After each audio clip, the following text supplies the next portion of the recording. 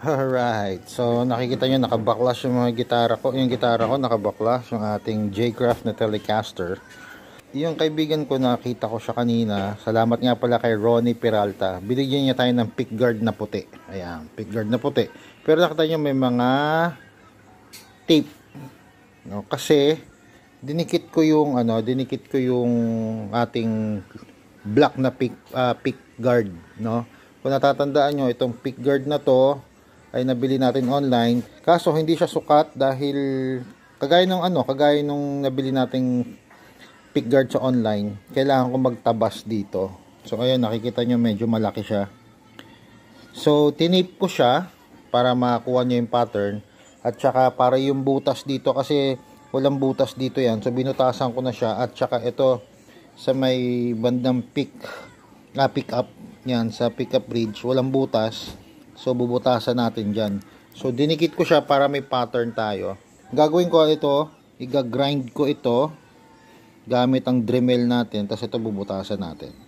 Ay, by the way, nagbigay din pala siya ng backplate. Backus yan, Backus.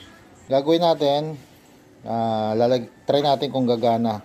Lalagyan natin ng Colgate, bababara natin ng Colgate yan, tapos saka natin pupunasan para maging sinking tab nito. Alright, so yun lang. Yun, naikabit na po natin yung ating pickguard na puti. Ayan, so maganda rin siya tingnan sa puti. Medyo nahirapan lang ako magbutas dito kasi ang ginamit ko lang dito is yung manipis na screwdriver, binutas ko lang siya. At ayun, naikabit na rin natin yung ayan, Backus. Ayan.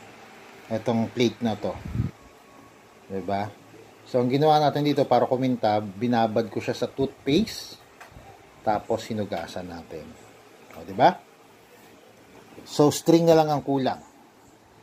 So, pag gusto ko ng itim, papalitan ko siya. Pag gusto ko ng puti, di papalitan ko uli siya. Nagpalit din pala tayo ng knob. Ayan. Ganda yung knob nyo. Shout out to Ronnie Peralta for this pickguard knob at saka itong backplate na ito. Ayan. Maraming salamat, Ronnie Peralta. Ayan. Kasi meron din siyang Telecaster eh. Yun lang. And then, bilhin na lang tayo ng string. And then, we'll test this na ulit.